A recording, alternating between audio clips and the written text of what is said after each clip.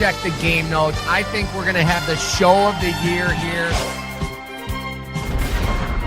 We're almost having magical moments here.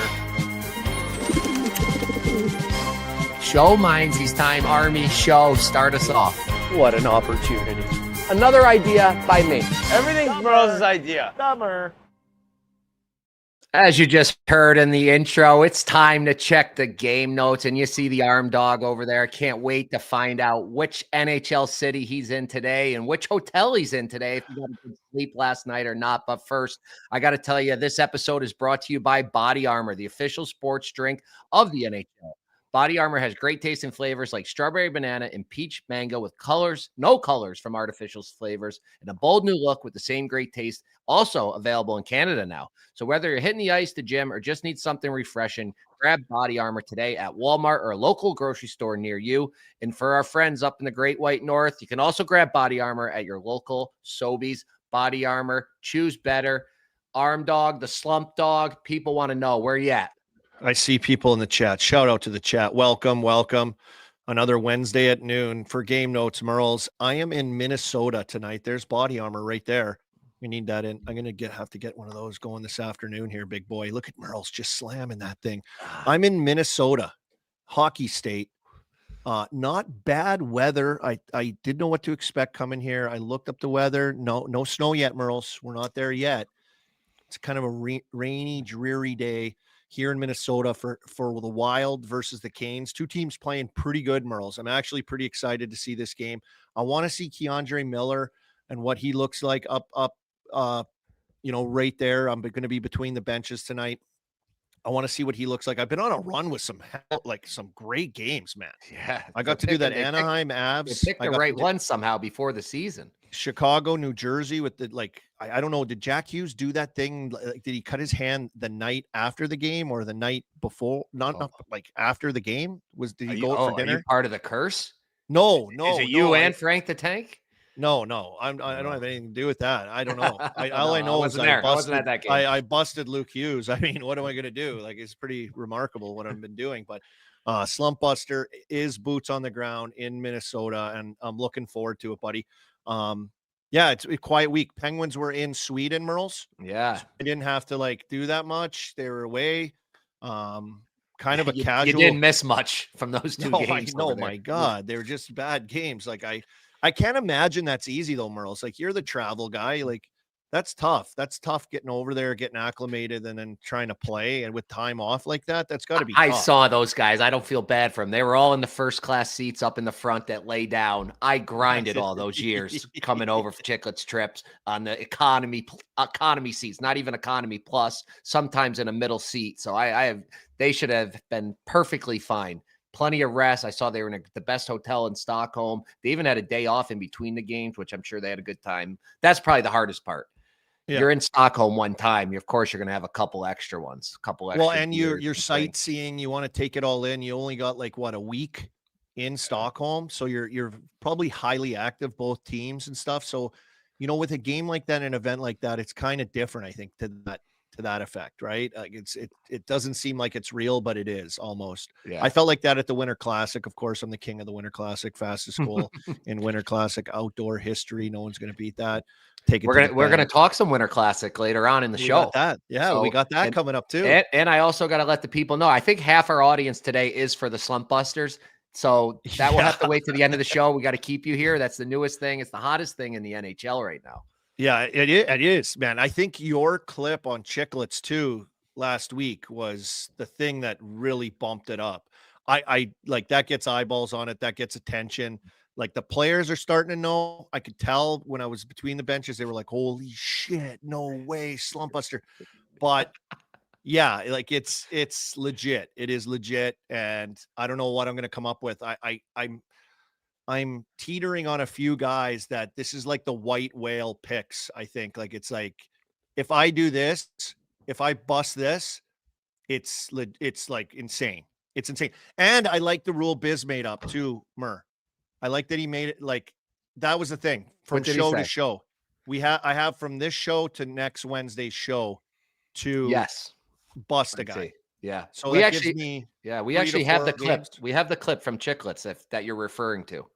last week, I think Army is like basically become the man to get you out of a slump on game notes. He's just been Slump Buster. He's been calling out guys. If you're in a slump and you need a bump, who you gonna call? Slump Busters. So I believe Murray, it was Kopitar first, right? Well, no, first it was on a group text, and he's like, I want to do this thing tomorrow about guys getting out of the slump, and he named Stamkos and Ehlers. somebody and Ehlers. And don't they both score that night before we can even have the show? So then on the show, he was stuck doing Kopitar. So he does Kopitar and Landeskog. Boom, boom. Landeskog's first regular season goal in like over 3 years. Yeah, and then Army was at that game between the benches. He had players coming up to him saying, slump. There it is. That's the clip. Yeah, and just to bring it to the attention of the people, I don't know if everybody heard, but Biz has been trying to go against the NFL all these years. He's so delusional in his head, not just about the Maple Leafs, but to like compete with the NFL. He had us record that show at exactly 1:00 Eastern on Sunday, directly in the middle of the NFL. So I was trying to watch Josh Allen in my Buffalo Bills first game. I've actually like kind of missed, and he went berserk, 6 touchdowns, and I'm kind of watching out of the corner of my eye the whole time. The mush wasn't on. The mush wasn't on it. What are the like? Are the numbers good there when you were live for that? It wasn't recorded. It was recorded show, so it was okay. it was different, but yeah. So great job by the Bills, and moving on from the Slump Busters. You got to wait till the end of the show. I want to bring G in here now because G is out in LA and they're doing all sorts of stuff with the Chiclets guys that we're just referring to. So I want to hear what you guys are up to out there. Give the people a little peek behind the curtain. So the guys are they're off to film a Sandbagger right now. I won't disclose exactly who it's with. I'll let them do that. We actually were supposed to film a Sandbagger yesterday, and that was supposed to be with Andrew Santino, and it didn't end up working out just because of the weather out here. In typical Chiclets fashion, it hasn't rained in months out here. It hasn't rained at all in months. The second we land, there's like an atmospheric river or something. It's like this, like they called it. Yeah, it's like this, like crazy rainstorm that hasn't happened in California in like 20 years comes through, and it's just been pouring every day. Actually, pretty nice now, but we're doing usual Chiclet stuff. We're just banking interviews left and right. Like I said, the guys are over filming some stuff with the Sandbagger now, but it was cool. So when we first got here, you guys know how it is with Chiclets trips, right? Usually right when you get to town, it's kind of like, all right, let's go. Let's start working. And with all the weather and stuff and the cancellations that we actually had an open night. So the first night, which is crazy, Mert, right? That's why I didn't go out. That's why I didn't get the invite. You guys didn't want to see me with an open night out there. Exactly. So the open night led to we're actually right across from the Comedy Store, which is that super famous comedy spot in LA where like all Mincy Shore, like Pauly Shore's mom runs it. I think it's like historic comedy place. Like if you can get on there, that's how careers are started. Yeah, exactly. Yeah, exactly. It's like one of the most historic comedy places in all of America. And so we went Monday night and we saw David Spade, Andrew Santino, Nick Kroll, just like an unbelievable comedy set. And you forget how awesome comedy shows are. Like they are just the absolute best. We were crying because we were laughing so hard. But yeah, it's been pretty awesome since we've got out here. Banked a ton of interviews yesterday with the boys. Got a ton more for this afternoon and tomorrow. So the boys are buzzing right now in LA. So like, can you go to the Comedy Store and like, you don't know who's going to come up there? Or is it like on a billboard, like this is who's up tonight? Or is it just like, cause people are always 2 rooms. It's kind of crazy because they have like the main room and then the original room. And the main room is where you're buying tickets for. It's a show. I think Bill Burr performed there last night. And then there's the original room, which is kind of right when you walk in. And that's where new comics are just trying out their new material. Yeah. And I know that big comics also jump up there from time to time and just try out new stuff. But we originally went into the original room and we're listening to all these new comics. And we kind of were like, I don't know. I feel like this isn't supposed to be Andrew Santino. And then they brought us to like the back room where Santino was. But that guy is unbelievable. We did an interview with him for Chiclets as well. Holy shit. That guy is so funny. He had us crying. Might be the funniest interview we've ever done. Was he doing imitations and stuff for you? Because he's pretty wild on his podcast. All the stuff Yeah. that he does with that. Is he with Bobby? What's his name? Bobby. Yeah, Bobby Lee. Yeah, from Bobby Bad Lee. Friends. That guy's hilarious too. Oh my god, Dude, he did a Trump impression during this show that will have you. He was doing Bobby Lee's dad, like to imitate the impressions he was doing. You will be crying laughing when you hear this interview. It was so good. Yeah, that's awesome. Comedy is awesome. I don't do it enough. I need to do it more. They're great shows. I agree, but like I was so interested in that venue because of just stories I hear around it, other like podcasts or clips that come out of guys are like, I got to do the comedy. What's it called? The Comedy Store, and like how big that is, and like a lot of guys are trying out new material or rewriting a new set and going up there and doing it. Didn't Fights do stand up just recently too from Bar? I think I saw him go on stage. Feidelberg, this is crazy. Feidelberg, I don't want to say I think he's relatively new to stand up. I think he's, just got into it in the past year or two. And fucking Bert Kreischer asked him to open for him on his arena tour. Like he's not doing like little theaters. He's doing arenas, full-blown sold out arenas. It's good for him. I couldn't be happier for the kid. That is crazy. Can you imagine how nervous you would? Like if you had to take a dump before, like a pregame dump, it would just be water. Oh yeah. So nervous. Oh yeah. We called that, remember girls? We called that camp dumps. Like just everyone's so nervous at camp. Well, it's like we interviewed Marion Gaborik the other day, and I think he said he took like 10 shits before every game.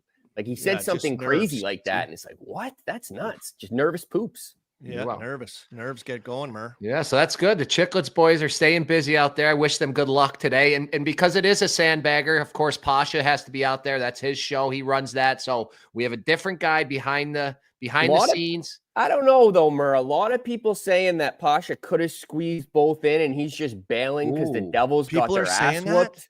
Is that what the streets are saying? Streets are saying that Pasha could have squeezed this in, and it was a 5-1 loss last night. I don't know. It was. The Chiclets mush did do as always. Dallas Stars guy comes on, immediately they lose. New Jersey Devils fan comes on, Devils lose 5-1. But yeah, Pasha, we won't have any bad Devils takes this week because we have our guy Fish behind the scenes. You all heard about Fish many a times. He does all the video. You've seen him in the background of all the vlogs. So welcome, we want Fish. to give him some love. Yeah, love you, Fishy. Thanks, boys. Yeah, it's good to be back. I believe me and G, we did the first Game Notes show. The episode 1 was us two. Wow. So it's good to be back. Yeah, good to have you. And we'll have you back on later for a pick, as you are a gambler like myself, and you like to throw out some picks here and there. So we'll see you in a little bit. Thank you to Fish. And speaking of that episode, I would love to know if somebody had the full count of how many episodes we've done, including all those Game Notes dailies, because I just completely lost track during all those. With the Game Notes daily, I think it's, I couldn't tell you exactly. I think it was around 78, 79, around there, but I don't think that was including the daily episode. Yeah, that was OG. That was OG Game Notes shit. There's people in the chat from those days too, like that are still with us, and like Game Notes daily through that playoff run. We're like, let's try it for a week, see how it goes. Remember that, G? You're like, yeah, you guys should just try it, see how it goes.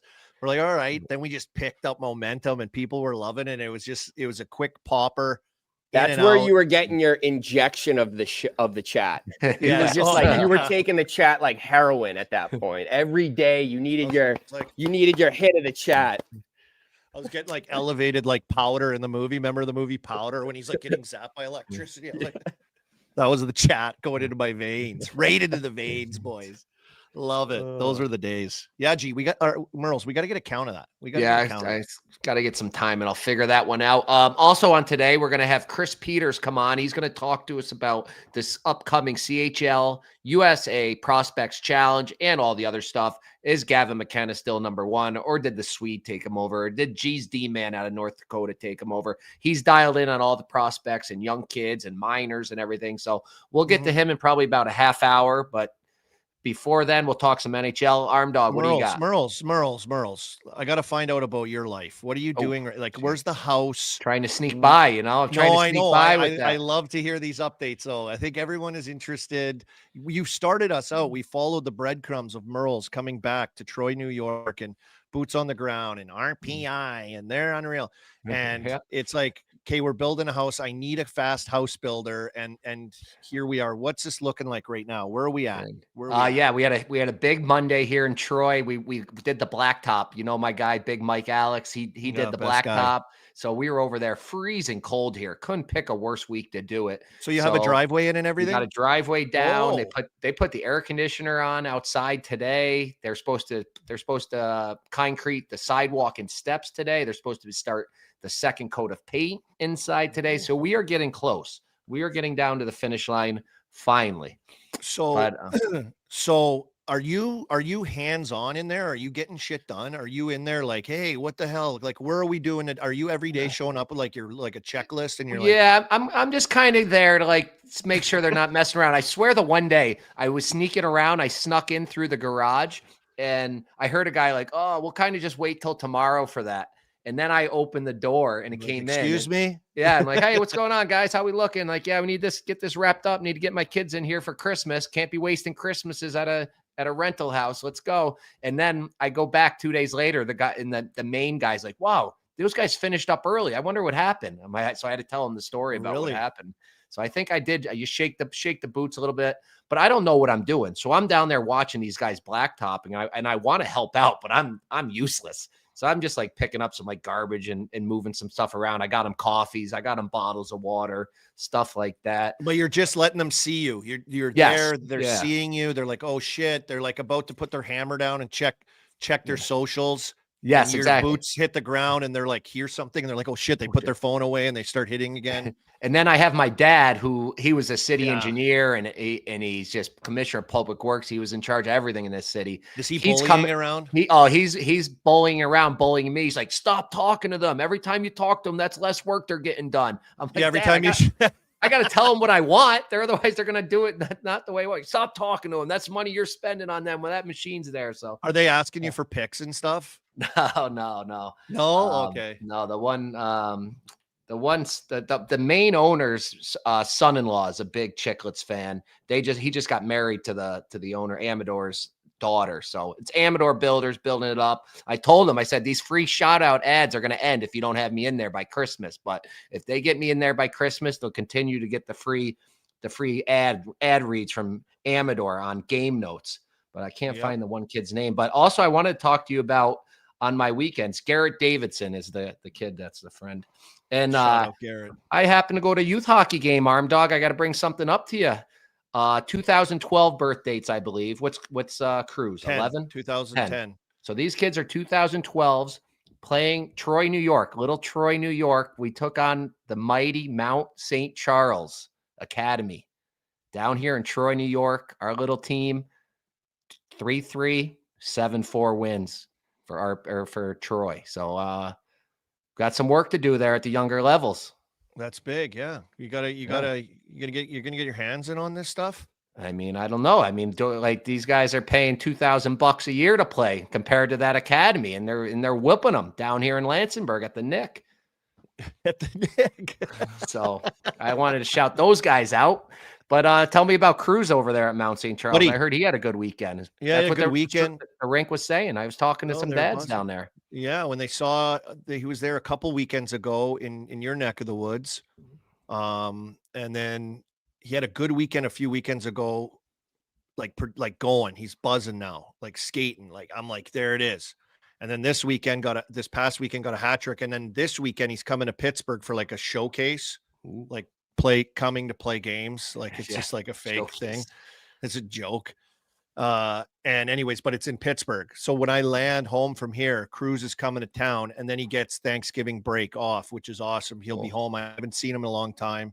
Only watched him on the internet like a crazy hockey dad. And so I'm excited about that. I'm pumped to see him, and I'm pumped that it's going good for him now. He's like it's like a little light switch went off a little bit with him, and he's buzzing. He's buzzing. Got a hattie, fucking sick, driving the net, big body. Skating. I got college coaches asking me about him. I said, let me find out about his grades. I said, I don't know if he's paying attention to the books or he's going to the dub. I got to find out what's going on. That goes through me, Merle. You got to get anything through Cruz Armstrong runs through me. All right. I'll forward the message. I'll forward the messages. But it sounds like he's doing really good. Chiclets Advisors. Gee, he's dominating. He's taking over the whole world of NCAA and advisories. Advisors. So that's good. Want to get in some NHL action? We'll take a look. Go. Where are we at the quarter point right now? Quarter pole. It's so tight. It's everywhere. It's tight. We're going to start off though in the Central Division just because of what we saw last night on the ice with Connor Bedard.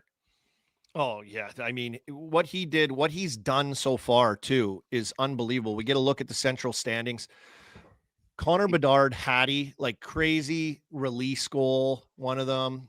The other one, great little poke. He gets Fire poker. Fire poker, just pokes it, Merles. And then the last one, just a bomb. Like on his stick, got poked off. He got it back, pulled it in, tucked it, like air mails it out into the empty net, or just a beauty empty net goal. It's like, but his compete level and his work ethic, he's throwing checks, he's pressing on guys. Oh, look, he's all over the ice. Just showing up here. Connor Bedard, last 10 games, 10 goals, 11 assists, 21 points, two hat tricks. And then you see it. The Hawks are 6-2-2. And that's why when you bring up the standings, you see them right there in the middle of the Central, which is the hardest division, right? You got Colorado, you got Dallas, you have Winnipeg, the three mainstays for as long as I can remember, as long as we've been doing this show. So, is this not Colorado's cup to lose, do you feel? Through the quarter point so far, like it just, where is there a hole? Is there a hole? I mean, this goalie Wedgwood is just, I know he's always was kind of a backup and he would steal games all the time. I remember trying to bet against him a couple of times in Dallas and he would stand on his head and he is just, you see how active he is. If you watch him, he's flying around. He looks so quick. He looks so focused and dialed in. And I don't see any weaknesses at all. He's in the tops of the league, I think, right now, too, for goaltenders statistically.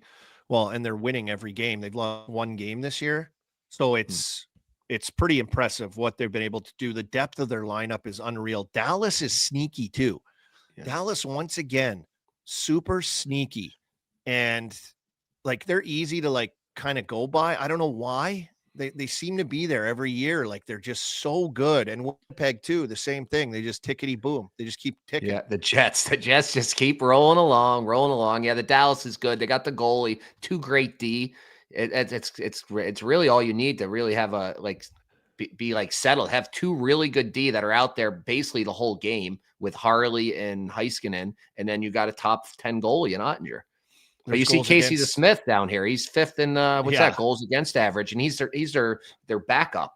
So they two good goalies, I should say. Yeah, that two good goalies, 100%. The bottom of that division is like Utah. Who is it? Minnesota, St. Louis, Nashville. I don't know who's worse. Is it St. Louis or Nashville? And I'm a St. Louis guy, and it's just what is going on with them? I don't know what they're doing. Again, last night they could have had that game. Did you see the final goal they gave up? They had three guys on Tavares in the corner, and I don't know what they're thinking. It was Holloway, I think, went and stood below the pile. You're always taught to stay like even with the pile.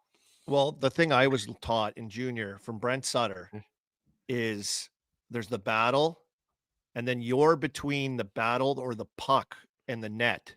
Mm-hmm. And then that net front D plays halfway. Yes. So you're not standing in front of the net. You're cheated out a little bit if you're net front, but the guy that's supporting anything is between the puck and the net at all times. So yes, he was low, expecting like a low bunt down to behind the net instead of being 4 feet higher in that spot where that kicked puck would have popped out to, would have went right to him.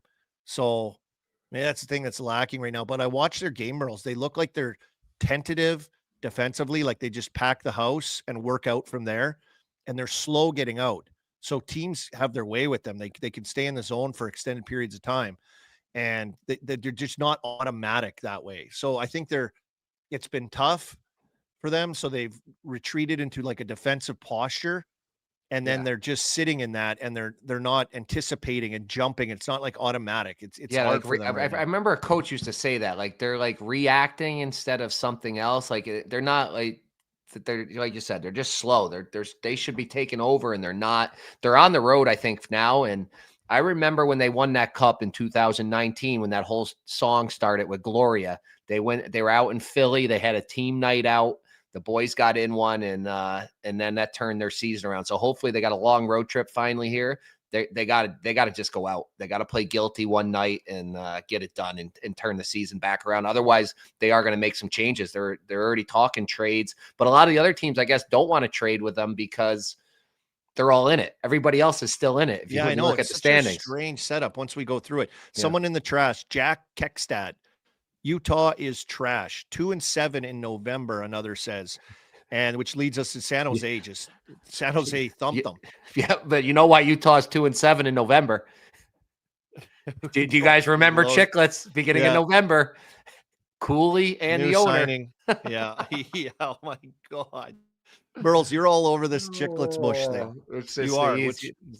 We'll head to the Pacific now. I think that division, as always, Colorado, Dallas, Winnipeg, we'll see, but it's still very tight, as most divisions are near the top. Look at this one. 5 points separate Vancouver to first place Anaheim Ducks.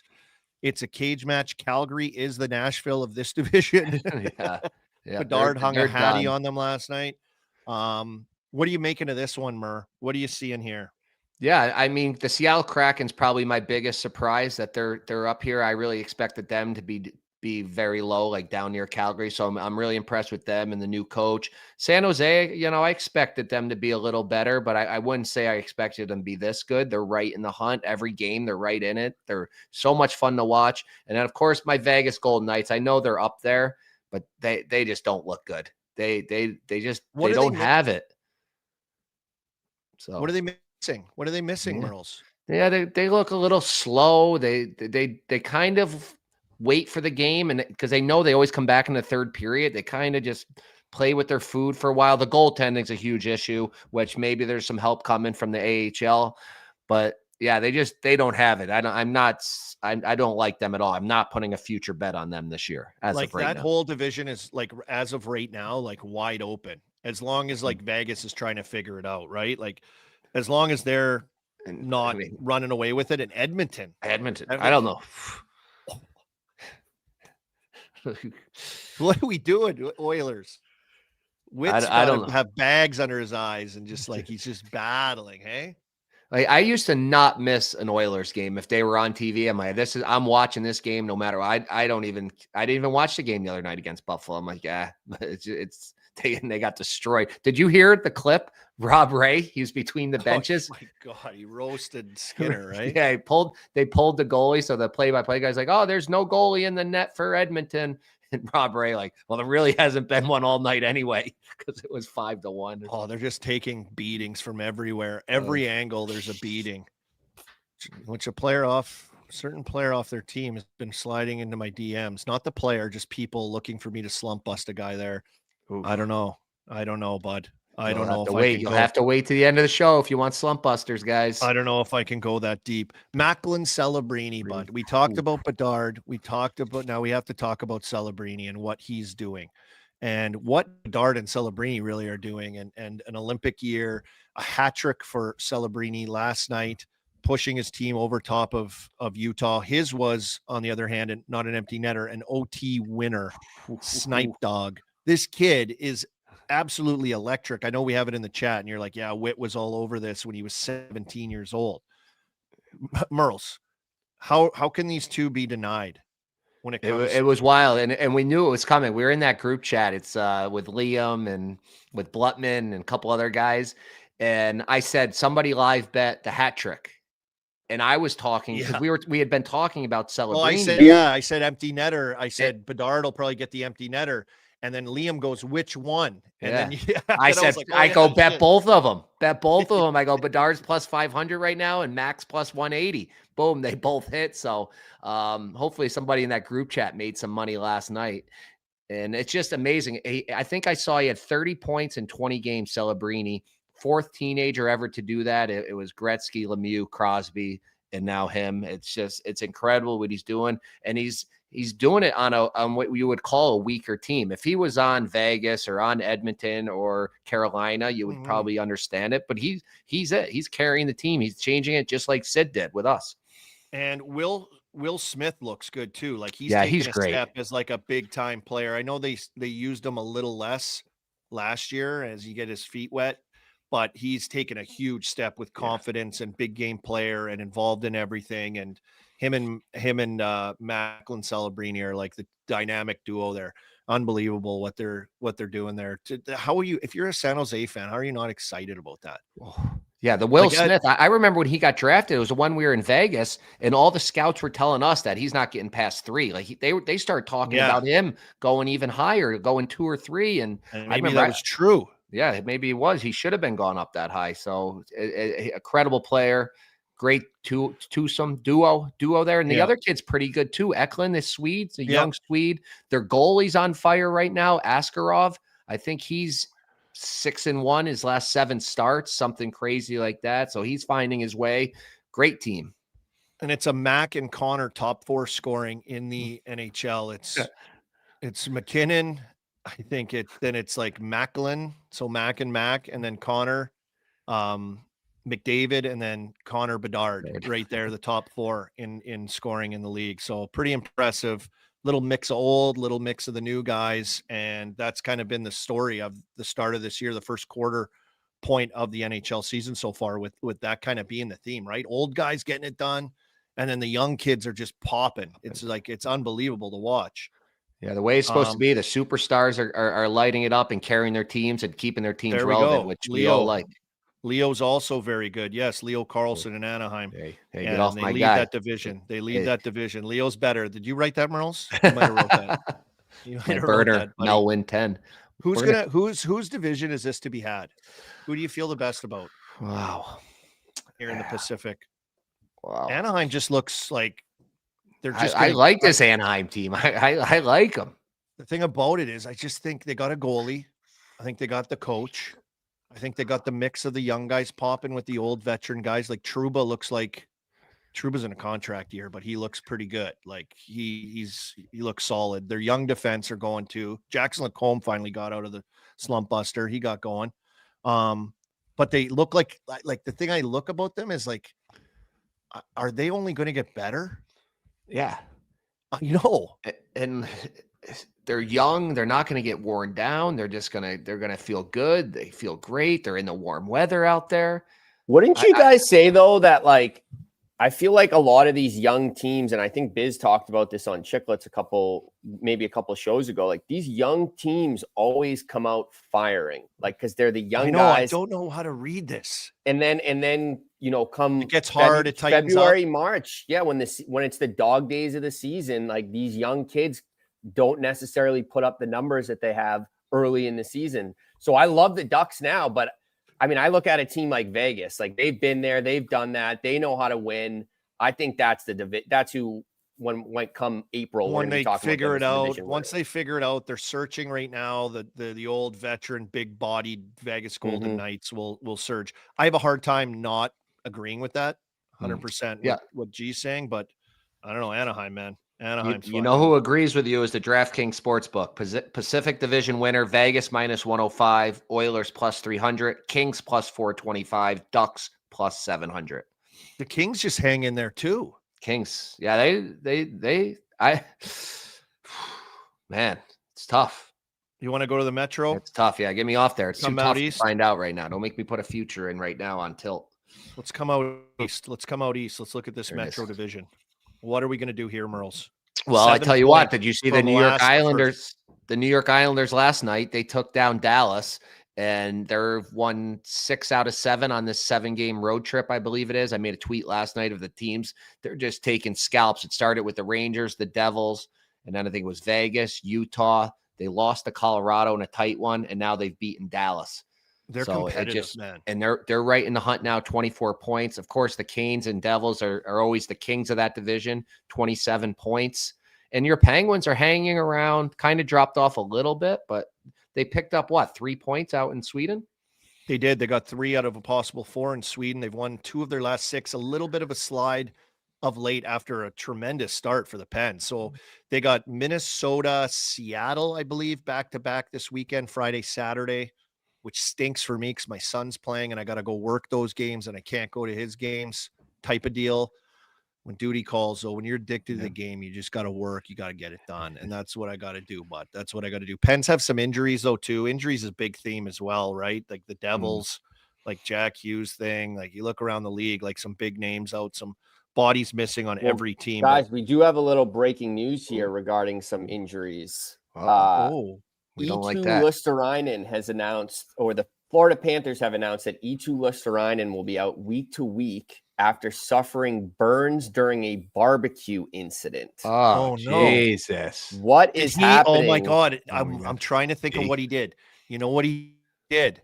I'm just thinking, because I did this when I was in high school. I lived down the street from the high school. I went home and I'm like, you know what? My dad had these Smokies. You know what those are? They're like a brat, like a Smokies, we call them. I was going to barbecue for lunch. I was in like elementary school. So I was like in 7th or 8th grade. I'm going to fire up the Barbie. So I get in there, I crank on the propane. Maybe he had gas because he's in the show, right? He's in Florida, living the good life. Didn't open the lid. Went to probably spark it. I fucking exploded, but boom. I was like against the house. The lid exploded up, boom, boom. But it was just a blast.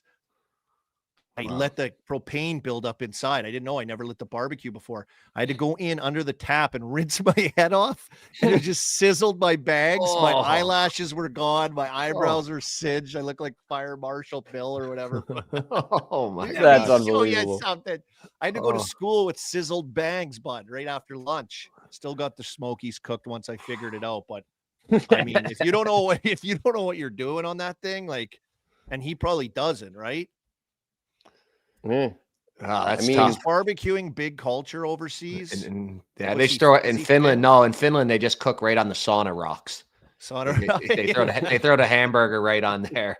Just do it on there. Interesting injury. Some fluke injuries going on. We don't need that. Dog. That's why I was never allowed to do anything when I played hockey. My dad had somebody to mow the lawn. He'd have my brother cook. Yeah, I wasn't allowed because he's like, oh, you'll get hurt. You can't do anything. So that's why I don't know how to do anything.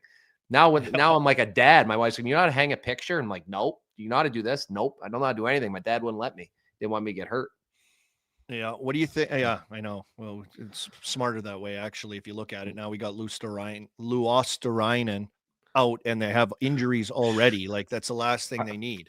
All right. Yeah, while we're talking Florida, let's move over there to the Atlantic Division. Look where they're at. Are they even going to be out? Everybody says, "Oh, just get them in the playoffs. They just got to make the playoffs. Nobody want to play them." Are they going to make the playoffs? What's your big thing? I don't know if they're going. I don't know. I think I do. I think they will. I think they'll find a way to get there. I do. 25 points for the Wings, 24 for the Bruins. Another huge surprise. Everybody had them down. Canadians, Lightning, 22, 23. It's everybody's tight. Pasha and I made a bet last night. I'd love to hear your guys' take. Yes, let's hear it. So Pasha said that he believes that Barkov will be back for the playoffs. So our bet is that if Barkov plays one game in the first round, Pasha wins the bet. If he doesn't, I win the bet. You guys think he's going to come back for the playoffs, or do you think he'll make the first round at least if he does? I would think he does. And the only way I see you like kind of getting screwed on that bet is he doesn't play like game one and they kind of just see how the series is going. If they have a matchup they know they can win, like, all right, we'll give them an extra week or two. But all of a sudden they find themselves down in the series. Then they got to pump them in or something like that. Like I could also see him start skating around then too, where he's practicing with the team. But to just jump right into playoff hockey, like, I don't know. It's tough. Guys have done it before, but like I talk to people and I ask like straight up, is he coming back for playoffs? Will he play this year? And I've had people tell me like, no. Really? Yeah, you're our insider. There's nobody in the rinks more than you are, dog.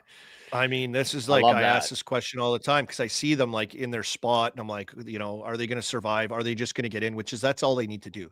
They're the team of all these teams that just needs to get in. You know what I mean? Mm-hmm. And I don't know, but like Leanne's calls it the big blue pill. The big blue pill. You get in the ocean, you get a little sun. A big blue pill bit on this time. Healing. Accelerates healing. The big blue pill burnt them this time, Army. They have all their guys just sitting in the big blue You guys pill. missed that one? Yeah, no, yeah, it burnt them. Good one. That was a good one. That was good. What do you make of Detroit here, Merle? So I love Detroit. I was a little early. I liked them a couple of years ago. I was all about the Red Wings, and it didn't show up. Now they're there. Yeah, they got it all. They got everything. They got the youth. They got the leadership with Larkin. They got goaltending. The way it's setting up, though, looking at that division, I think we had it in our heads of like what it's going to be, right? Forever it's been Leafs, Boston, Tampa. And, the Bruins is like, geez, got to talk about it. Like they're dogs. Like they work their asses off out there. There's like a culture of something going on with them. The old school. But they are battling. Yeah, they look like they're fucking playing playoff hockey right now. Like that's what they look like. I gotta hand up. I was wrong. Like I was wrong. I mean, I was when you look at on paper, G, I don't blame you though. Like really, like yeah. And it's tough too, because like Cam Neely said this was the plan when he said that in that press conference. Like he's like, once we basically realized that we couldn't add offense in the offseason, we decided that we're just gonna add guys and be the toughest fucking team to play against in the NHL. And they are. Like the Bell Center on Saturday. Center Saturday night, within the first 4 minutes, Zadorov drops. Then Jeannot drops. And it's like, and then after the game, killer. And then after the game, Zadorov, he's just like, he's buying in. He's like, he's got Bruins fans by the fucking balls right now. He's like, yeah, Saturday night at the Bell Center. Let's get this rivalry back. It's just like, he's bringing back bully hockey, big bad Bruins hockey. And you just love to see it. I think Marco Sturm. I mean, shout out to something. Yeah. Shout out to RA too. He was RA's Jack Adams pick at the beginning of the year. Wow. I cannot see how anyone else is ahead of Marco Sturm for the Jack Adams right now. Like this is a team everyone was saying. I mean, I think DraftKings had him at like plus 10,000 to win the division before the season started. They're in second place in the division right now, and who knows if this will hold up, but Marco Sturm is the story of this season right now. Yeah. He has been unbelievable. Absolutely. The Iser plan is coming together, it seems. Marco Sturm, a hit. That team plays like dogs. Like I watch them, I'm like, damn, these guys are relentless. They're on you. They're working. They're skating. They hang on to pucks. They're not afraid to battle. Like everything you would want. And Sturm has them going, no question. Pretty boys, nice. And like David Pastrnak, we got to give him a little fucking tire pump here. Like this guy, I mean, he has to be top 3 MVP candidate right now with what he's doing with this team. Like he's get on my back, boys, and I'll fucking take you there. Like he's completely changed his game where he's a two-way, he's a great two-way forward now, where before, he'd cheat a little bit and cheat for points, but he's setting guys up. Yeah. He's the captain of this team. He's the leader of this team. Like he is unbelievable. That's where I give a credit to their leadership. Like their veteran guys are bought into like working and doing that shit. And then everyone's kind of jumped on board. So I think that's where it starts. And I think that starts with the messaging from Sturm and like getting through to the older guys, like believe in this, believe in me. Let's play. Let's go. Did you guys see the video that kind of went viral a couple weeks ago of Sturm just giving it to the Bruins? Yeah, telling him it wasn't good enough. Yeah, we see. Yeah, I saw that. Love that. Yeah, new coach. He's got him going. Hey, remember last time I tried to tell all you Bruins fans, you guys are all delusional. You don't remember. You were supposed to rebuild Monty's first year, the same as this year, and that's when you set the points record. Yes. So once again, you guys were supposed to rebuild, but you're one of the best teams in the league again. It's crazy. I will say though, if they can continue to play competitive hockey, like I said, I still would like them to trade guys like Victor Arvidsson, Casey Middlestat, and Jonas Korpisalo at the deadline. I don't think those guys are the reason they're in first place. You're going to be bringing in guys like James Hagan after the college season. God knows BC ain't making a run this season. Jesus. He'll be the day college hockey ends, James Hagan will be a Boston Bruins. But I would still like to move those guys at the deadline. Yeah, and that's because it is a big draft coming up, and we got Chris Peters coming up in a few minutes. But before we bring him on, I just want to say happy birthday to Patty Kane too. Now, since we're in that division, Patty Kane, 37 years old today, the grizzled old veteran, and he's in search 5 away from 500. So a big month coming up for him to hit that milestone potentially I saw somebody Patty calling for him for you to slump bust him. Has he been a little cold or something lately? I don't know. I think they just want me to. Yeah, they said that they want me to help him get to 500, and I just don't know if I'm in that territory. I'm in the territory of like changing people's lives that are hell. That's what we're doing, Merles. That's why we do Slump Busters. We're for the boys for that one. Yeah, get them going for the boys. But let's do show mindsies here real quick before we get Chris on and talk about the prospects that G wants the Bruins to tank for. So Army's.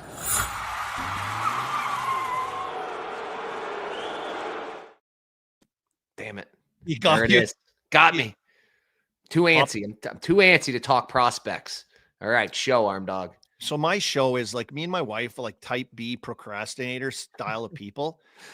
What does that mean? What does that mean for all of us out here? It means like just like, you know, you get like a package in the mail, say it's like a piece of furniture and it just sits in the box for a week. Instead of just ripping the box open, putting it together, set it up, get rid of the box, life is good. You're on your way. You're on your way. Well, this week, you know, I mentioned like pens were in Sweden, so I had a little bit more time to get some stuff done, you know, decorating for the Christmas season. Like, how could that go? My wife's been on it. And I've been kind of helping her. We got like a TV mounted that's been sitting there forever. We got furniture put together that we've been wanting to do. Boxes are just going out of the house, getting shit done. Repairs are getting done. Like, it's unbelievable what we've been able to get done in the last week.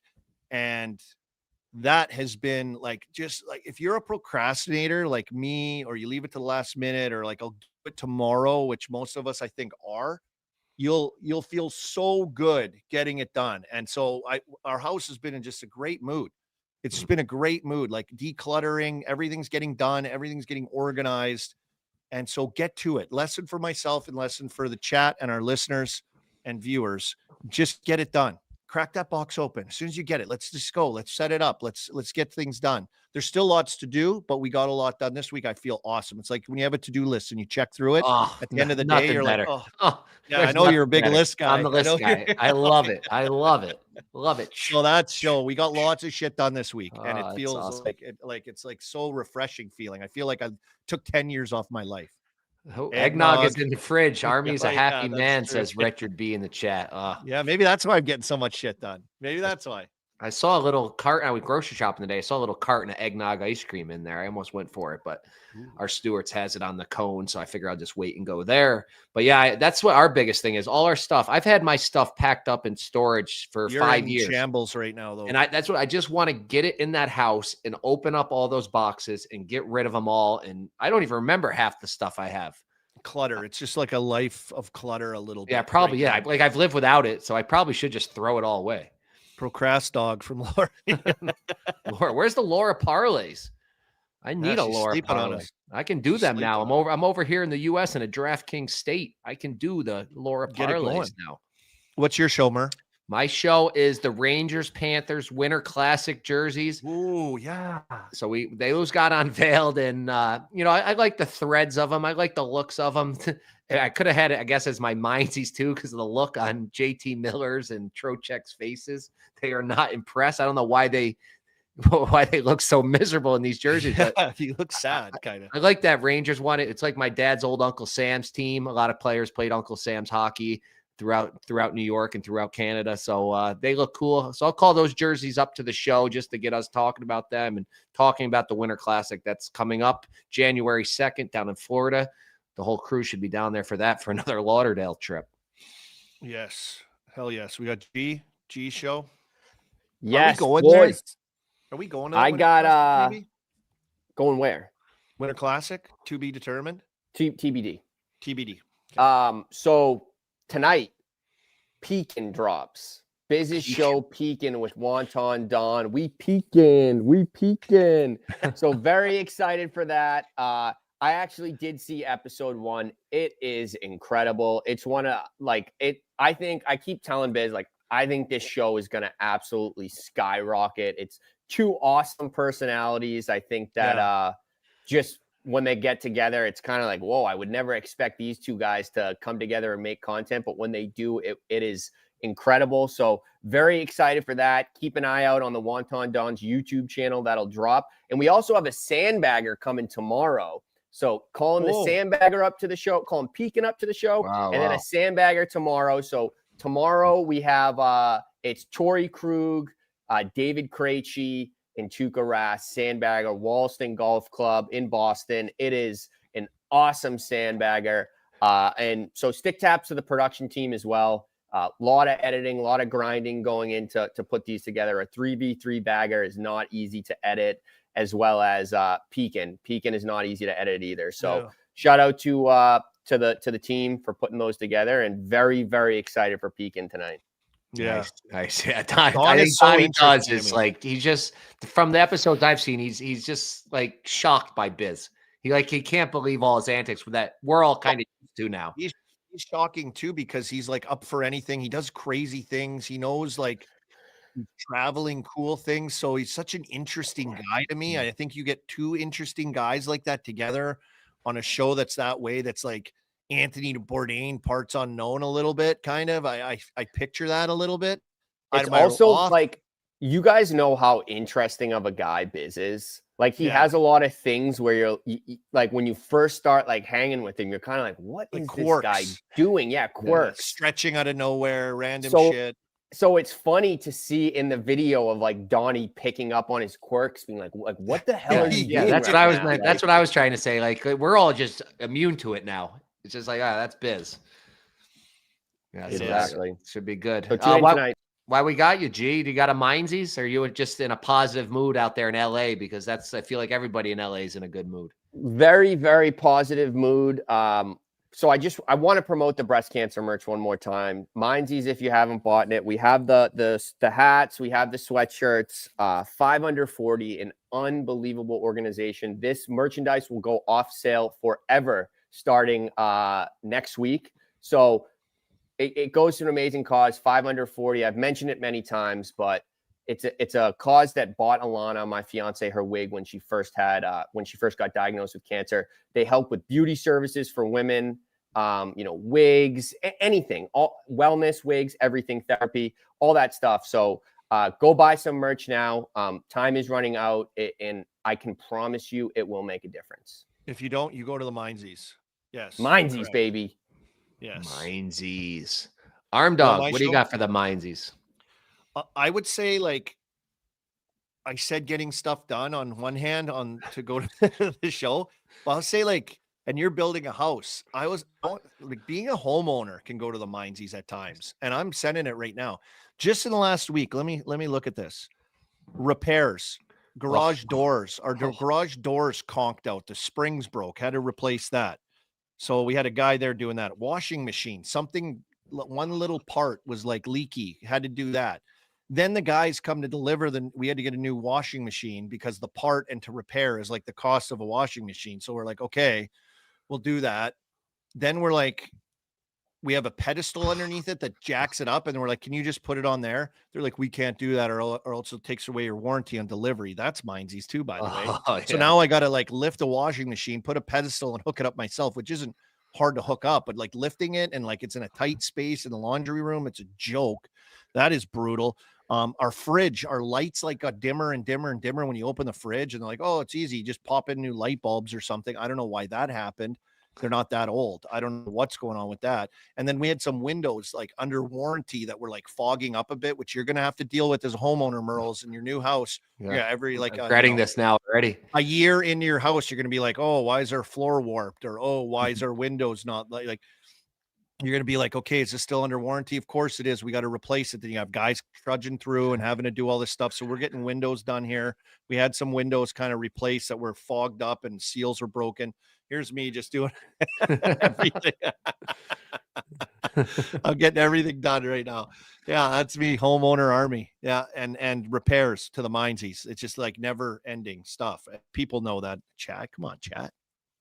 You, Merles, what you got? Yes, I'm starting to regret this now after hearing that. But my Mindsies goes back. We have no Pasha today, and it's not a Game Notes episode without trashing the Rangers in some way or form or another. So my Mindsies is JT Miller's body language after the goal that got scored on by Vegas. I don't know if we can show the clip, but if not, go check on it, people. He got scored on last night, and it looked like me in beer league, honestly, where you give up and you're kind of just gliding around after the goal. So mindsies for that body language when you're the captain of the team, and you said no BS this year. So that was just brutal. And I wanted to make sure Pasha's voice was heard on today's episode. And now it's time to bring on Chris Peters. But before we get to him, I got to tell you about Skills, Army. Spittin Chiclets launched new co-branded hockey training aids with Skills, the leading sports skill training brand. Now you can go to Dick's Sporting Goods and see Spittin Chiclets on the shelves. We just released training aids for players of all ages. We have the universal shooting target, the hockey shooting trainer, and my favorite, the foam shooting targets.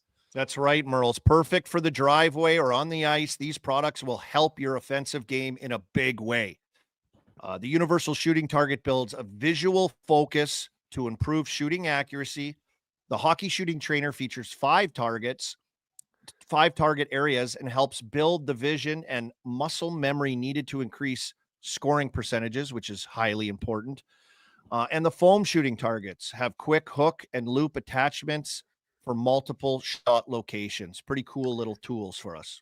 Yeah, if it's for you for men's league or for your kids for youth hockey, go grab these. Go get the brand new Skills by Spittin Chiclets hockey training aids, now available online and in the store at Dick's Sporting Goods. I will say real quick, I got the Barstool Golf Skills thing, and I put it in my basement, and I'm putting every day, and it's unbelievable. It's an awesome thing to work on your putting. I've actually changed my putting grip to like a reverse putting grip because of this thing. Really? Now. I can't suggest this putting mat enough. If you have the room for it, buy the Skills Barstool Golf putting mat. It is unbelievable.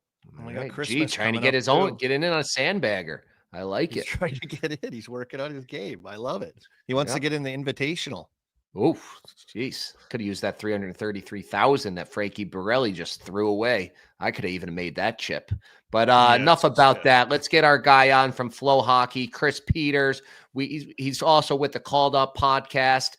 He knows all the prospects. He knows all the minor leagues. He does it all. Chris, welcome to the show. And let's start off and tell me, I don't even know what this thing is. Army's all horned up about it because they won last year, the CHL USA Prospects Challenge. Yeah, so that's coming up next week. I'll be out there. I'll be out in Calgary and Lethbridge. First trip to Lethbridge. Been to Calgary a few times. Looking forward to getting over there to Lethbridge. But yeah, you got the top NHL draft prospects from the CHL playing against the national team development programs under 18 team.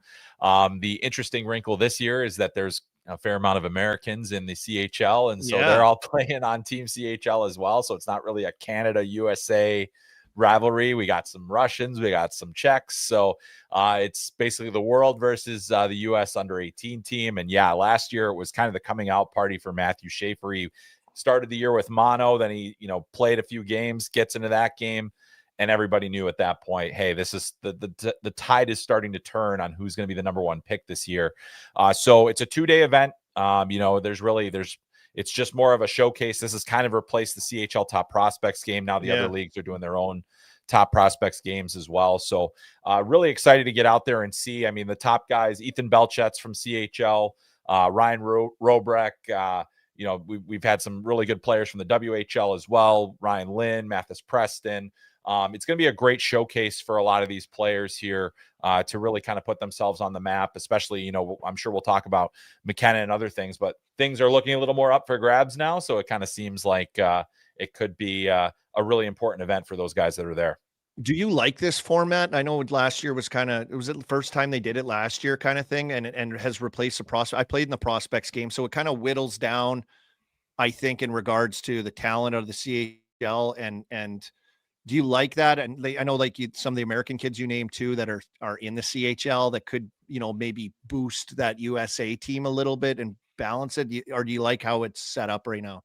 Yeah, that's an interesting thought. In terms of maybe putting some of those USA players on the US team. And, the reason this game has kind of come at a weird time for the NTDP, it's basically been 2 down years for them in terms of draft prospects. So that is kind of shifted the perception of the game. I feel like, if we had the year where, Austin Matthews and Matthew Tkachuk and all those guys are on the team, it's a bit of a different game. But that's not what this is right now. So, next year's team looks a fair amount more competitive. And that'll be in Quebec. So there'll be an opportunity there, potentially for them to even it out. I do think that the other thing that this does is it does consolidate the CHL players a little bit more. So you're really looking at the very top tier.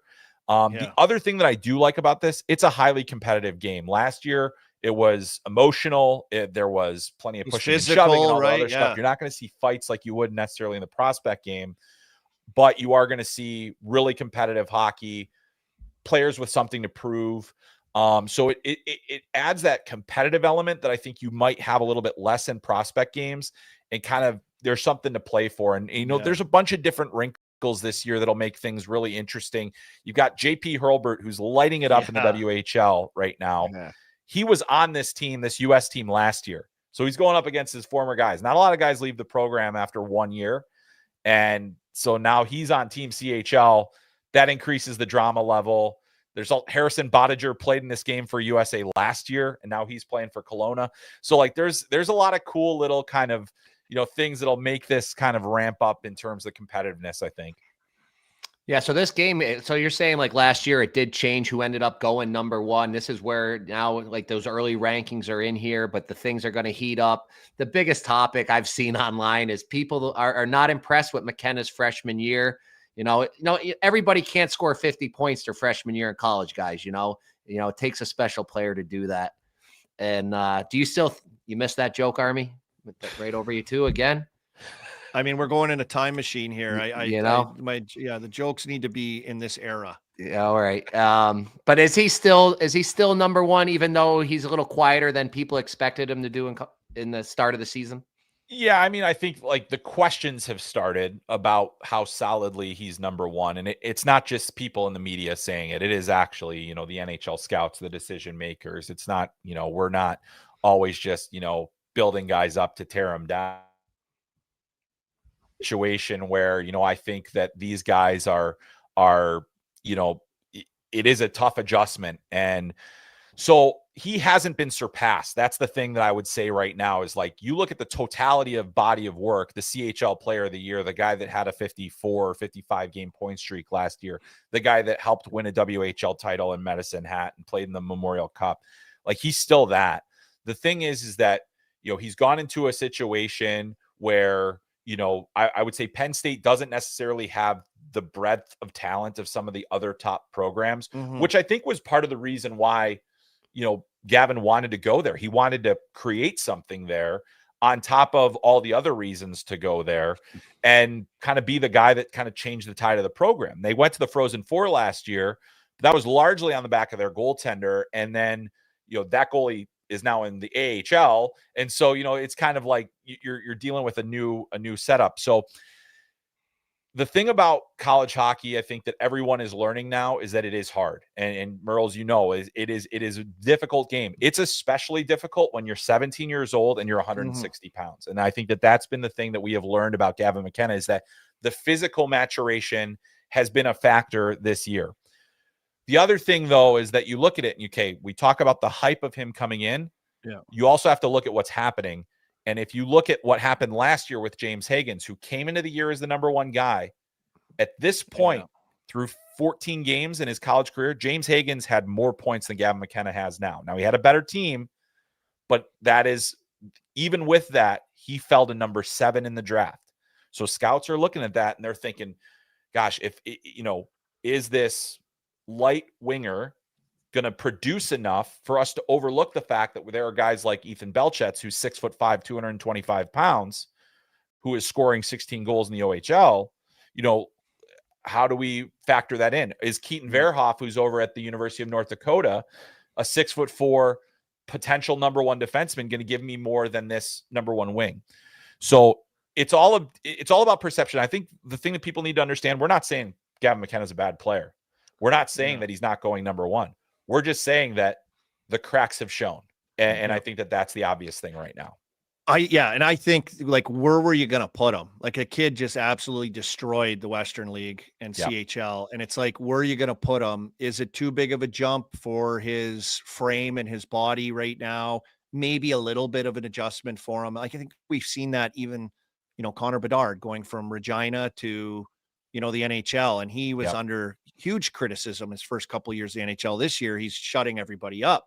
So it's like, what were you going to do? I've forever said this, Chris. It's like, and now the rules have changed, the landscape's changed. But what Austin Matthews did going to Switzerland, like, I was like, I wonder why more like phenom studs don't kind of do that. You sign a contract, you make money, you do it that way. This is different now with NIL. And it's like, where are you going to go? You can't stay in that league though. So he was kind of in a hard place to have to go to somewhere where it's a little harder. I think he will figure it out. I do. And I think it's just the way it is right now, but he kind of had no choice. Yeah. Army, I think it's a great point. Like, honestly, the thing is that ultimately, okay, is this hurting his draft stock? Maybe. Is it good for his development to be challenged this way? He's never been back checked like this. If he takes the puck off a guy, that guy's coming back. And that doesn't always happen in junior. I mean, it does in some instances, but not nearly as frequently. You're talking about a completely different structure. You're talking about playing against 24, 25-year-old guys. Mm-hmm. Even though Penn State didn't have a super strong non-conference schedule, the teams they're playing, Stonehill, LIU, all those, they have older guys that are just men versus this. So I think that's the adjustment. I agree. I think players like him will figure it out. He's going to be able to, he's going to find ways. He's not going to get stronger overnight, but he will be much stronger at the end of this season than he was at the beginning. Yeah. His body will be more prepared. I think he's going to have a chance to go to the World Juniors and really kind of shut everyone up if he wants to. I think that's Canada. Like, honestly, this is not a great, strong field in the World Juniors. And if Canada doesn't win and he's not a dominant player, the questions are only going to get louder because really this Canadian team, and really Sweden, I think, is probably their best competition in this upcoming World Juniors. And they're going to be very good. But this is a time for Gavin to really show out and then come out of the World Juniors, go back to Penn State, have a huge second half, make the national tournament, do all those things, and everything will be quiet. But the thing is that right now, all we have is what we've seen, and what we've seen is not enough to say to quiet these questions that are legitimate questions being asked by NHL scouts and personnel. Yeah, while you're talking Sweden, the other guy they're all talking about is Ivar Stenberg. I saw him play 2 years ago. He was 16 years old, small little guy, still had to wear a full cage in the SHL, but he was flying around, maybe more of like a little Patty Kane. Is that what you've seen from him, if anything? And what do you expect for him? Definitely top five? Yeah, he's a real interesting guy. I see a little more Seth Jarvis in him, actually. Like, he's got some jam to him. He's got a little bit of fire in there. And I see, he's got this skill. He's got the hands. He's right now having a season unlike most we've seen in the SHL in terms of production, in terms of what he's done. What really opened my eyes last year, Merles, was in the playoffs when he was playing with Frölunda, and they basically threw him into their top six, and they were giving him all the tough minutes, and they were not letting him, they were giving him power play time. And this is at the critical time of their season, one of the biggest clubs in Sweden. He's another guy at the World Juniors where I fully expect him to be a stud. Could they put him on a line with Frundell and Eklund? Is that their top line? Like who's touching that? Even if Canada's going to have a really good top line, probably guys like Martone, McKenna, and who knows, like where Brady Martin or maybe Berkeley Catton comes down, that's going to be an unreal line too. But that Swedish line, that's a big reason why I think they have that ability. But the thing that strikes me about Stenberg is he is a legitimate, incredible competitor. And when he plays with that, he doesn't always have that consistent drive like some of these other guys do. When he plays with that fire, I think, he's among the best forwards in the draft, and he does now have a chance to jump up. The only difference is like similarly sized to McKenna. He's not a huge guy, but he definitely plays the game harder right now. Yeah, your boy Cam Robinson's got it here. Highest point per game output by draft eligible in SHL history. Daniel Sedin, 0.84. Ivar Stenberg, 0.78. Peter Forsberg, the great, 0.74. Yeah. The other Sedin's 0.69. So Ivar is doing his things. And I mean, what a name, Ivar. Yeah, I mean, he sounds like if you're a Vikings Vikings fan, the TV show Vikings, and you love Ivar, you know he's a dog. Yeah, I love doing that. We did that. Who did we do that for? Like, we did that for like Kaprizov, like all these guys coming over from the KHL. We were like, oh my God, he's crushing Kuch's record. Oh my God, he broke this. And so you see these guys in that company and what they're doing in a highly defensive, I played in the SHL. That's a tough league to really produce. Not a lot of guys can really produce there. Shut down defense. Not easy to get 15 goals in that league, Army. No, you know, not everybody can do that. I got my first hat trick over there, bud. Wow. That. Yeah. So it's but it's a tight defensive checking league. So, you know, that's why Swedes can catapult in the NHL. They're so reliable. They can play 200-foot game. They have this kind of backbone to their game that is kind of their hockey culture. So it's pretty impressive to see them alongside those names over there.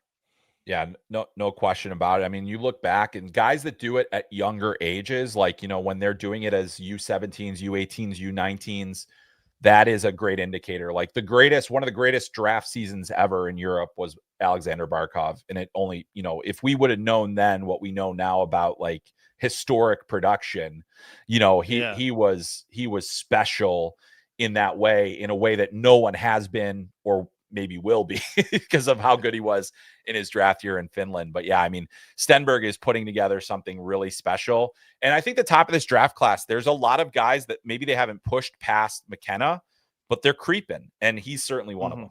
Yeah, I saw Leo Carlsson over there, just to wrap up Sweden. It was something I'd never seen. He was 16, then he was 17. It was the same thing. He was he was running the 5-on-3.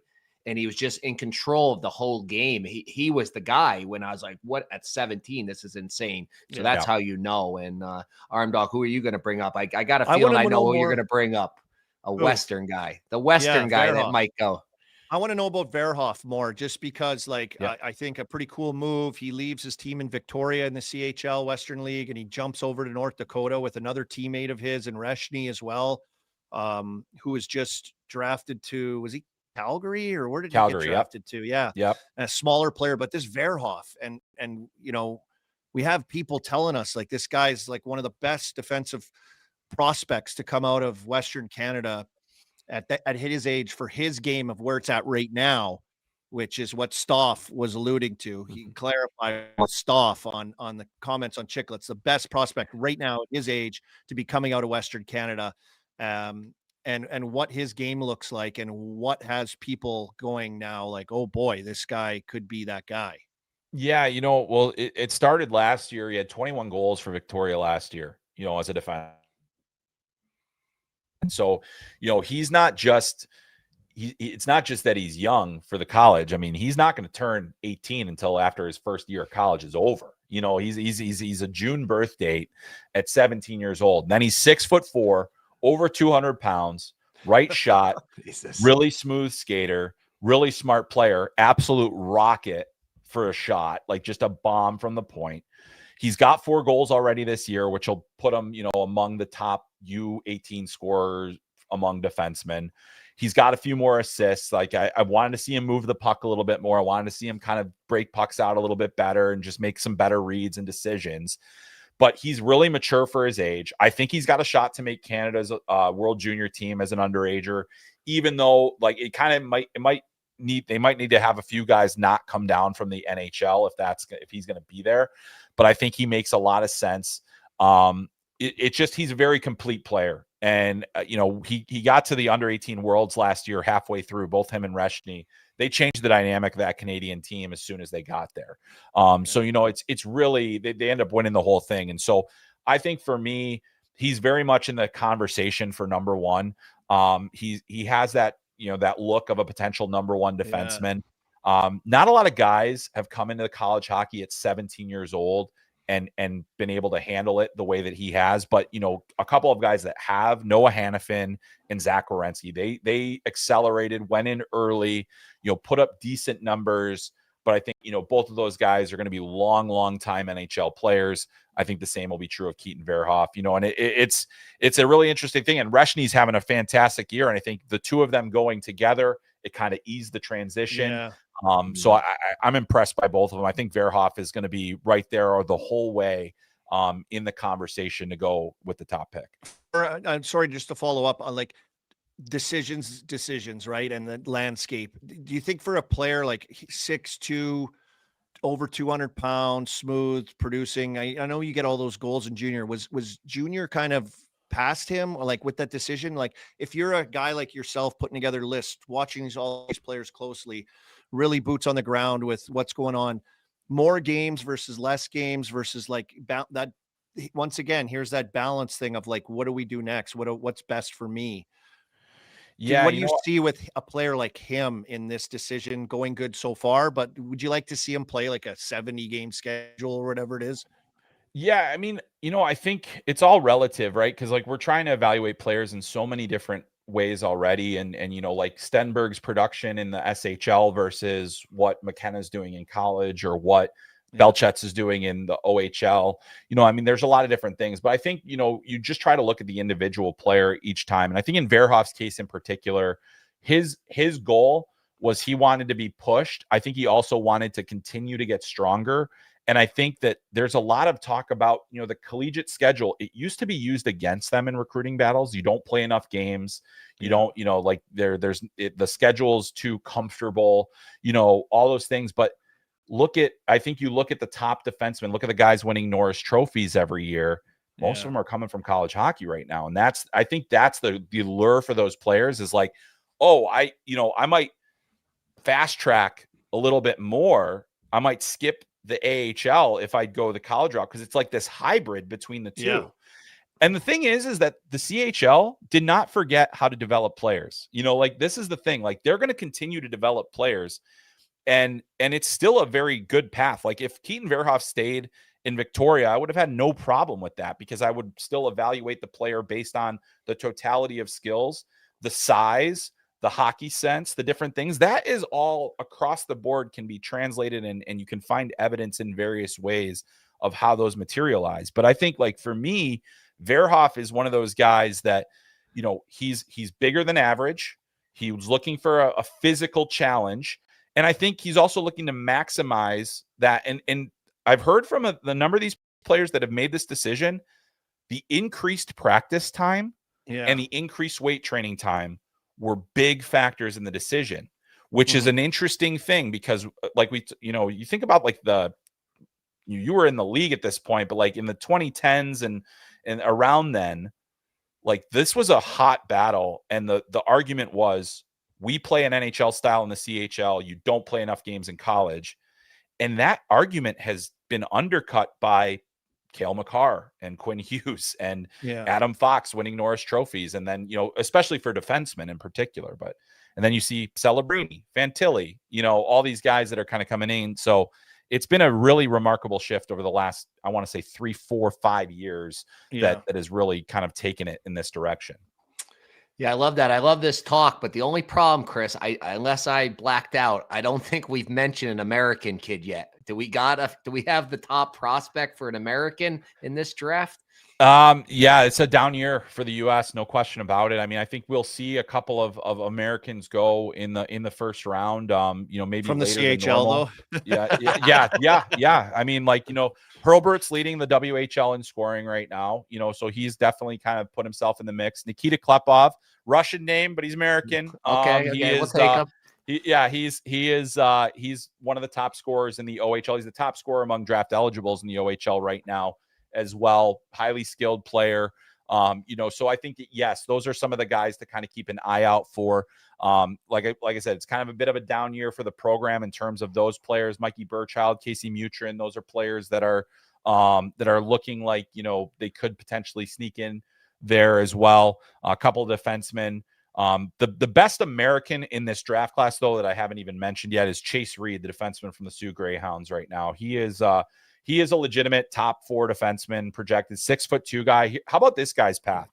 Didn't make the USHL in last year, started in the North American League, and then the Sioux Greyhounds were like, hey, wait a minute. This guy's playing like a ton of minutes and putting up points. Let's see what he does for us. And he came in and he was playing over 24 a night and producing and was a point per game player. So remarkable path, but a 6'2" guy, right shot. He's going to be in the CHL USA Prospects Challenge. That's the guy that I think a lot of American fans are like, okay, this might be the guy that kind of puts us over the top here. But again, you're going to see a lot of Canadians, a lot of Europeans probably going before you hear an American's name called. Wow. All right. Well, I know you're dialed in. I got one last question, and then I'll let Army go. But I know you're dialed in on this draft. I think it's in 3 years. There's a big draft. Do you have any reports yet on Cruz Armstrong? Is that coming down your pipe? It's never too early to start building. And I think obviously when you think about NHL bloodlines, I think you think about guys that are, that know what it takes to be a pro, that have been around it. Those are always guys we're going to keep a close eye on. I try to limit my viewings on the younger guys. I don't want to get too excited too early on certain players because we see how things go. But the Armstrong name carries a lot. PD, I'll send you all the scouting reports. Okay, I'll do the scouting reports. All right, yeah, you send them, and I'll print them. Game Notes has them ranked A prospect, A+ prospect on the early season rankings. Let's go. Let's go. He already has an agent. He's got an agent already too. So I don't know if that's a good thing or a bad thing. Some teams might not like that. Yeah. Well, it's Gurnelli, so yeah. Easily to bully around that guy. Yeah. That's all I got, buddy. Flow Hockey, awesome. Check it out. Get on their site. Junior games, midget games, and probably beer league games. You guys got it all. AHL, East Coast League, USHL. Like, it's got everything there. So anything you want to pump? Yeah, I'm going to pump him. Chris M. Peters on X. He's got the best stuff on all the prospects. Yeah. I can't keep up with them all. I'm trying to keep up with my 2 young prospects. So, well, I appreciate it, fellas. And just something for the Chiclets world, because we got something coming up on Flow Hockey real soon. We went down to Greensboro and we spent some time with the Gargoyles and came back with a great piece for their opening weekend. Talked to Scott Burt, their head coach. It's going to come out next week, so Thanksgiving week. Very emotional piece. Scott has been through a real battle on his own, and so on top of having the great Chiclets connection with Greensboro, you've got a great story as well. And they've had a tough start to the season. I think there's a lot of talent on that roster, and Scott is a great coach, and he'll get it turned around. But it's about a 19-minute little mini doc of opening weekend, and also Scott's story, and I think people are going to really like that one a lot. So definitely check that out. And yeah, tons of stuff. OHL, QMJHL. We'll be doing a lot of coverage of the draft. I'll be at the World Juniors. So tons coming on Flow Hockey. Really can't wait. And really appreciate always coming on with you guys and spending time with you. It's always fun. Yeah, absolutely. Awesome, probably see you for the World Junior preview that next. I always love doing that. Sounds good, guys. On it a little bit today. Thanks, Petey. There he goes. Chris Peters, just a wealth of knowledge, boots on the ground, does his work. Great. Good podcast too. Called Up podcast. Really good job by him. I think I'm going to just start calling him all the time just so I can pick up on all this information. He tells me everything. He knows every young prospect. It's great. Yes. We got to get this moving here, Murr. Yep. What do we got the college hockey rankings? Did we get those up this week? College hockey's completely out of control. It is so nuts. Nobody can win more than 2 games in a row. We put somebody in our rankings, they drop out. We've now consolidated the rankings. We've made one rankings for all of the game notes. Me and Grinnell was busy in LA, so I kind of did this one on my own. In the future, we're going to just collaborate on the show and put them in. But here we go. Michigan State stays 1. Michigan, I still got Duluth 3. I moved Denver up to 4. You see Dartmouth in 6. I'm getting a lot of heat about Dartmouth in 6. They are 6-0. They're the only undefeated team. All these other teams, they can't win 2 games in a row. They've won 6 in a row. I think people are pissed about Wisco being that low. I think people think Wisco is like the team to beat. We actually talked to Sean Avery. We did an interview with Sean Avery. It's actually coming out Thursday, and he went to the Michigan-Wisconsin game last weekend, and he's very, very high on this Wisconsin team. Oh, really? Yeah. Hates the Michigan team, though. He thinks they're in big trouble. Wow. Avery, college hockey expert now, huh? Jeez. We got to get him on then. Maybe we'll get him on to do our rankings next show. But I had to explain to him because he's like, they split against Wisconsin. And I'm like, Aves, everyone is splitting this year besides Michigan State. It's like, it's inevitable. Maine, I was ready to put Maine back in my top 5. They win 7-0 Friday night against Vermont, and then they lose the next night. It's like, what is going on here? But yeah, hey, Army, I'm deep into the ECAC over here. I'm in ECAC country up here, upstate New York. So I got Dartmouth 6, and I even gave some votes to my rival Union across the river, across the Hudson River. Union got votes. RPI got some votes. They took care of a Hockey East team. We're supposed to be at the bottom of the barrel. I'm laughing at RPI being on there. We shut out a Hockey East, the powerful Hockey East. We shut them out the other night, Saturday night, and then UConn's in there getting some votes. I know, no BU, no BC. Like the reign of terror in Boston right now is not looking so great. No, I had Merles, Northeastern last Dartmouth, week. though. Explain 6-0. Dartmouth. 6-0. You're undefeated. You get in my rankings. That's how Minnesota Duluth ended up there. They were the only ones winning. Now everybody's on Minnesota Duluth. Don't forget who told you about them first. But Dartmouth's a team. You know who went to Dartmouth? A legend of the game, Hugh Jessamine, the huge specimen, just a beauty of a guy. So we got Dartmouth up there for this week. I mean, and does it surprise you at all that Denver is number 4? Like they just we haven't spoken a single word about Denver this season, and they just stick around. They're always there. They're always good. They always fly under the radar. And come Vegas, come April, they're going to be in the mix. It's like, it's inevitable. That's part of why I moved them up that high. I was like, they're just going to be there anyway. So let's just leave them in the top. Get it 5. over with. Yeah, get them in there. So that's the college hockey rankings. This weekend will be a shit show again. They'll be all mixed up again, but that's why we love it. That's why we love it. All right, Merles, let's want to get some picks. Yeah, let's do it. Let's close out with some picks. Wednesday night picks. There's 4 games here tonight. I will be boots on the ground. Carolina at Minnesota.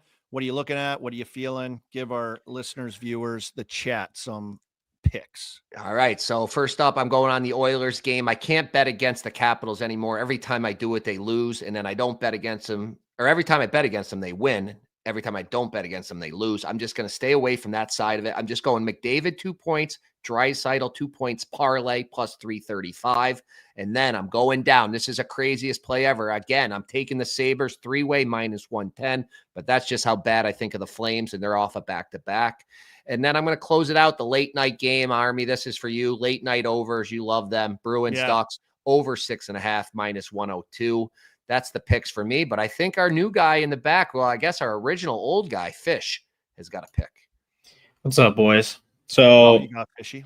I was boots on the ground for the Minnesota playing Vegas 2 nights ago, and I was happily surprised by the Yak train, Yakov Trenin, scoring his first goal of the season. He was on the IR for about 3 games before this, comes in and scores, and right after he scores, he does the Marcus Foligno celebration, jumping into the glass.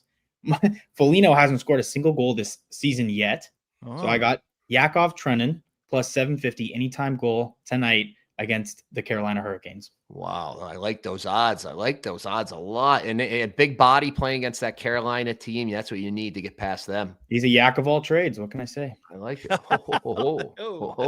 Fish even coming in with the dad jokes today. This guy, Love dad it. joke, Yakov Trenin. Okay, I like that. Thursday night, Merles. We'll roll the Thursday night for you. There's big night on the slate for you. 12 games. Look at this. Boom, boom, boom, boom, all the way down. Just stacking them. What are you seeing? What do you like? Thursday, I got to let you know, first of all, the hockey will be on the background because it's Bills at Houston Thursday night. I'll be all over the Bills again. The Bills are not going to lose another game the rest of the season. So I'll be on them first. But to go to the hockey, I'm on my Avalanche 3-way. Rangers there. It's just too much travel for the Rangers. They're all over the place coming into Colorado. Colorado's the best team in the league. Let's hope they play strong and get them 3-way. Then I'm looking for goals. I'm a goal chaser. You know that. Duck Sanders over 6.5. Canucks Stars over 6.5. And I got a guy in the chat telling me, Robert Esparza, he said Cutter Gauthier shots on goal prop is free every game. But I told you I'm Dr. Under with the shots. I can't get involved with that. I'm not dealing with the shot counters right now. Get back into those in playoffs. Yeah. There it is. There's Wednesday, Thursday. Chiclets comes out again Friday. So you get content. You can follow everything along. Merles will be posting those picks also. So stay tuned for that. If you missed it or you can't rewind or you want to see it live when he's sending them out, he'll remind you. Yep. And now it is time for everyone's favorite segment, the Slump Busters. If you're in a slump and you need a bump, who you gonna call? Slump Busters. Who you gonna call? A slump dog.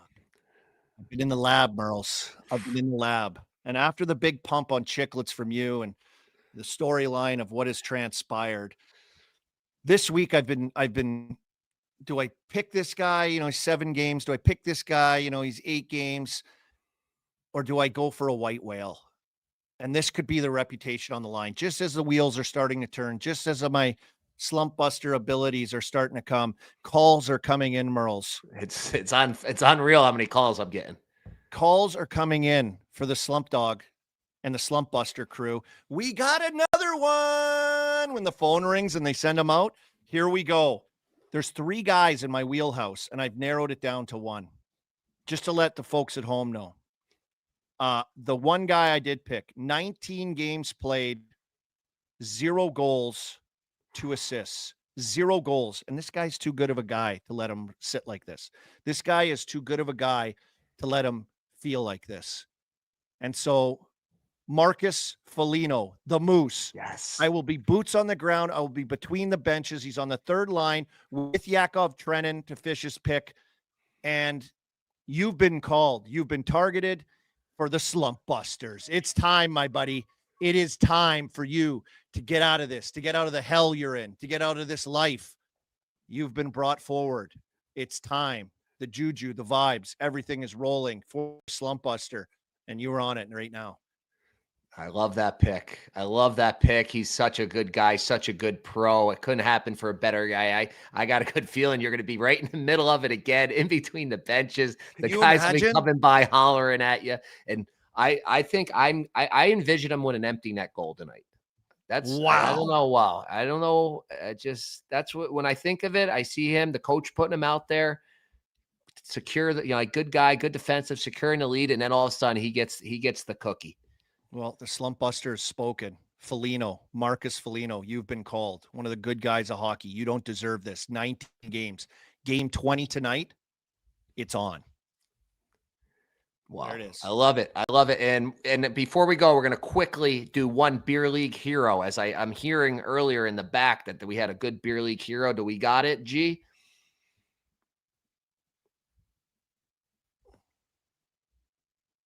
He's muted. I said, Fishy, pull it up. It's time for some beer league heroes. All righty. Oh. All right. So not me, but a buddy we'll call Cliff is playing in a 10 p.m. game in South Point, former Prens practice ring. Colby might know the spot. Yes. In the late 90s, Darius Kasparaitis randomly comes out and plays with the team. Cliff and Casper are D partners. Tie game with about 30 seconds to go in the 3rd, and they have an offensive zone face-off. Whatever happens here, no pinch. They lose the draw. Other team wins it, rings it around the boards. Cliff sees the puck coming up his side and thinks this is an easy keep. Puck hops over Cliff's stick. Other team goes down 2-on-1 on Kasparaitis, and they score. Casper snaps his stick over the crossbar, turns around and yells, I fucking said, no, I fucking tell you, no pinch. Leaves the ice for the locker room, never to be seen again. Wow. Matthew Warko, thank you for that. And I played not beer league with Casper, but I used to train with him every summer down at the Peltz's house in Westchester. They had a rink, and he would bring up the 2 other, I used to call them the Dancing Bears, with the Rangers. God, I can't think of their names. They weren't fighters. The one guy was a little fighter and a little hitters. Ortmeyer, and who was his running mate, Army? Jet Ortmeyer? Yeah, and then there was the other little guy. He was pretty feisty. Olweg, yeah. So Casper would come with those 3, and we'd scrimmage all the time, and Casper would act just like that with them. He was yelling and screaming at them, super intense, breaking sticks. So, yeah, it sounds about Casper. I don't mind it. He can't turn it off. No, and I think too, like, listen to the NHL guy. Like, what are you doing pinching when he says no pinch? I tell you no pinch. That means no pinch. Like, you think you can just go against? He's giving you a fucking cheat sheet, bud. How dumb are you? You know, Cliffy, don't pinch. You know, and I've seen Casper too in like the Mario Lemieux fantasy camp, and him and Bugsy almost got in a fight. Bugsy broke his stick and stuff because Casper goes hard, man. Yeah, Casper goes hard. He's not messing around. So listen to Casper. When you got an NHL guy who shows up on there and he gives you a little tidbit, you might want to listen. Just saying. You might want to listen, even if it's in the beer leagues. Yeah. Well, I played in my beer league Monday night. I'm so bad. It's embarrassing. I think it was the first time I never scored a goal in this Monday night skate. It's getting bad. Wow. Yeah, Wow. it's getting Are you bad. forward or D? D, always D. Yeah, long D's the sauce. sick, yeah. Long I know. sauce. Yeah, I know. It's the best. It's the best. It's the best. Oh, But- welcome to the beer leagues. There we Yep. go. Love it. Yeah, that's And it. That brings our wrap to the show. We got to thank the chat. We got to thank out our awesome sponsors, as always, Body Armor and the skills, the shooting targets and the shooter tutor and all that good stuff. You get it at Dick's or on our Barstool store. And we'll thank Chris Peters, obviously, for coming on as our guest, for riding the bus today. Keep track of him over at Flow Hockey. What was his handle there, Merles? At Peters M. Chris M. Peters. Chris M. Peters. My bad. Everyone Great guy. like and share. And before we go, I forgot, I got to put this graphic up, pull the graphic up of chasing goals. I don't know. I think maybe if you look really close, I'm down there on like Elio's left shoulder, but I'll be part of that crew with Dave and PJ. We're going out to St. Louis, December 9th. So get your tickets. Coming up. We got an open bar at the Wheelhouse. I think that's where we went for the Frozen Four. T-shirts, of course, the Chasing Goals t-shirts and winners. Also, a little bonus. I don't think this has been revealed yet, but I did a little digging onto the St. Louis Blues website. Also that night, it's quarter zip giveaway. So you're gonna get a quarter zip out of the St. Louis Blues. So you're gonna get all the stuff from Barstool and Elio and Prez, but you're also gonna come away with a Blues quarter zip if you make the trip out there. Zip season too. Wow, that's a good little event. Get those tickets. Go visit the boys. That's awesome.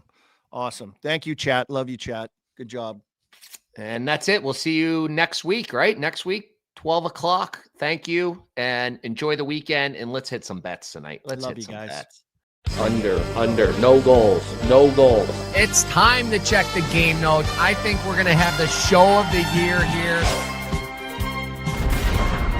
We're almost having magical moments here.